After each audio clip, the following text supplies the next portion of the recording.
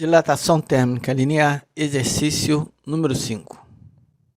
Um trilho de comprimento de 100 metros na temperatura de 60 graus Celsius. Houve uma diminuição na temperatura, a temperatura foi para 20 graus Celsius. Sabendo que o coeficiente de dilatação do aço é de 12 vezes 10 elevado a menos 6 graus Celsius elevado a menos 1, o exercício quer que nós determinemos a variação do comprimento ocorrida no trilho e o comprimento total do trilho após a variação da temperatura.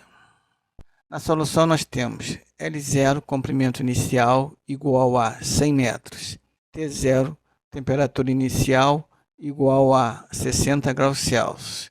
Ele foi para a temperatura final T, igual a 20 graus Celsius. E o alfa, coeficiente de dilatação linear, ou coeficiente de dilatação térmica linear, igual a 12 vezes 10 elevado a menos 6 graus Celsius elevado a menos 1. No item A, o exercício quer que nós determinemos a variação do comprimento devido à variação da temperatura. Podemos observar que a temperatura estava em 60 graus Celsius e foi para 20 graus Celsius, ou seja, houve uma diminuição de temperatura.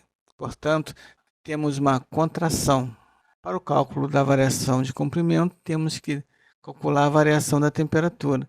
ΔT igual a T menos T0. ΔT, portanto, fica a temperatura final 20 menos a temperatura inicial 60. Subtraindo, nós temos que a variação da temperatura, ΔT, igual a menos 40 graus Celsius. Para que possamos encontrar a variação do comprimento devido à variação da temperatura, na forma linear, nós temos ΔL igual a alfa vezes L0 vezes ΔT. Temos ΔL, variação do comprimento, igual a alfa 12 vezes 10 elevado a menos 6 vezes L0 100 vezes ΔT. ΔT, entre parênteses, menos 40. Continuando, nós temos ΔL igual a 12 vezes 10 elevado a menos 6 vezes 10 elevado a 2. 10 elevado a 2 é o 100 que foi colocado na potência de 10, vezes o ΔT menos 40. A seguir, foi feito a multiplicação dos valores positivos com os valores negativos, onde o ΔL fica negativo. Mais com menos, menos. E os valores inteiros foram colocados na frente e a potência de 10 atrás, ficando ΔL igual a menos 40 vezes 12 vezes 10 elevado a menos 6 vezes 10 elevado ao quadrado. Seguindo, nós temos ΔL igual a menos 40 vezes 12 vezes 10 elevado a menos 6 mais 2. Lembrando que 10 elevado a menos 6 mais 2 é a multiplicação das potências de 10, ou seja, mantém a base e soma os expoentes. Continuando, nós temos ΔL igual a menos 40 vezes 12 vezes 10 elevado a menos 4. 10 elevado a menos 4 é a multiplicação das potências. Seguindo, temos ΔL igual a menos 480 vezes 10 elevado a menos 4. 480 é a multiplicação de 40 vezes 12. Seguindo, o ΔL igual a menos 0,0480. O que eu fiz aqui?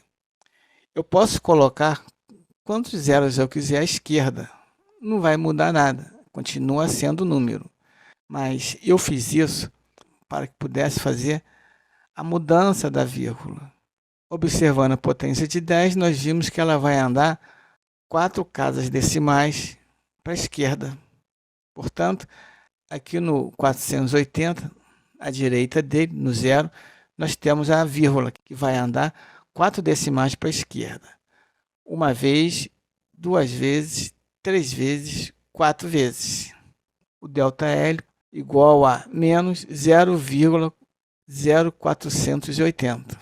Lembrando que o zero da direita do 480 não preciso, fica, portanto, ΔL igual a menos 0,048 metros, sendo a resposta do item A.